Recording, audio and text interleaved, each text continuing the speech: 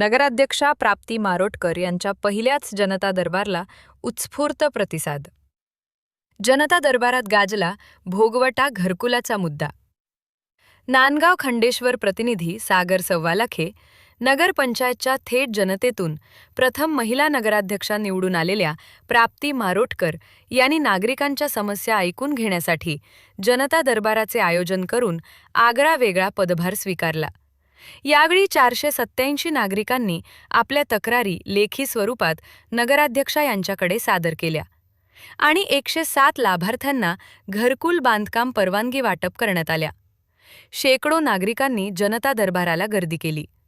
नांदगाव नगरपंचायतच्या इतिहासात असा खुला जनता दरबार अधिकाऱ्यांचा समक्ष आयोजित करण्याची ही पहिलीच वेळ असून नगराध्यक्षांनी पदभार स्वीकारतात।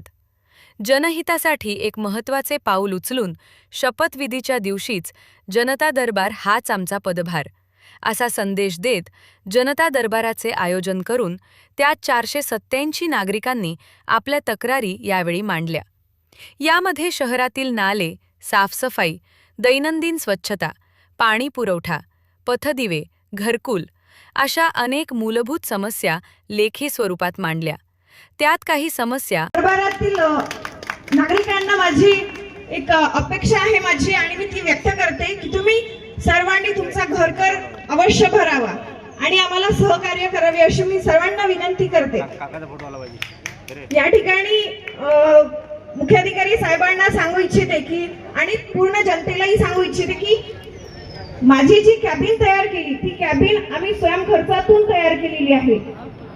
परंतु मुख्याधिकारी साहेब मी तुम्हाला सांगते की या ठिकाणी विरोधी पक्षाचे जे गटनेते आहेत त्यांना तुम्ही 2 दिवसात त्यांची कॅबिन अवेलेबल करून द्या अशी मी विनंती करते तुम्हाला। आणि या ठिकाणी जो माझा मान सन्मान केला, जो माझा पदभार आज होणार आहे यासाठी जनता इथे उपस्थित आहे आणि माझा पुनश्च त्यांनी मान सन्मान वाढवला। ज्या मतदान रूपी आशीर्वादाने तुम्ही माझ्या पाठीवर थाप दिली आणि तुमच्यामुळे आज हा दिवस मला पाहायला मिळाला, तर यासाठी मी मनापासून पुनश्च तुमचे धन्यवाद मानते, आभार मानते आणि या ठिकाणी थांबते। जय हिंद, जय महाराष्ट्र।